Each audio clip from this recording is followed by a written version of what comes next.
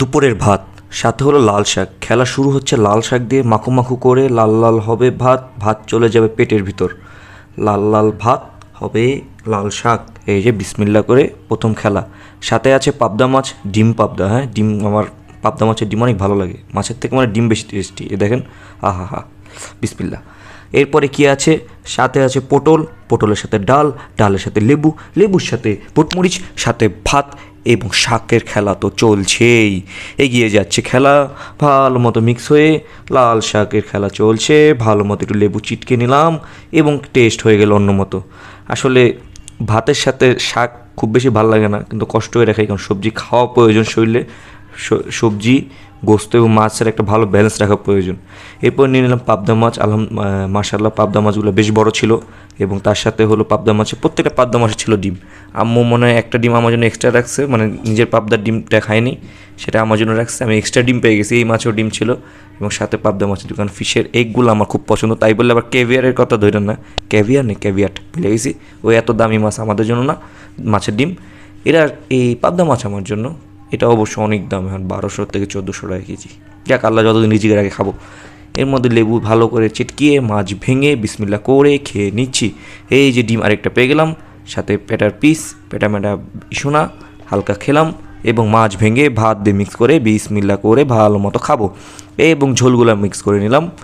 খেলা চলছে, খেলা এগিয়ে যাচ্ছে পেট ভরে। দুপুরের ভাত আসলে ইউনিভার্সিটি থেকে আসতে অনেক লেট হয়ে যায়, যার কারণে হলো ফ্যামিলির সাথে ভাত খেতে পারিনি আজকে। যার কারণে আজকে একটা দুপুরে ভাতে কী খেলাম সেটাই পোস্ট করে দিলাম। তার প্রধান কারণ হলো ভিডিওটা করতে, পাবদা মাছের ভিডিওটা করতে চেয়েছিলাম, কিন্তু পাবদা মাছ খেতে কেমন হচ্ছে সেটা আজকে বলতে পারবো। অসাধারণ টেস্ট, ঝালঝাল, এবং পাবদা মাছ ভুনা পেঁয়াজ দিয়ে। এরপর নিলাম পটল। পটলটা আসলে কম নেওয়ার কারণে পটলটা ভালো লাগেনি, কেন জানি পটলটা ভালো লাগেনি, আল্লাহ জানি। হয়তো মাছটা বেশি ভালো লাগছে দেখে মনে পটলটা একদমই ভালো লাগেনি, কারণ মাছময় জীবন হয়ে গেছিলো।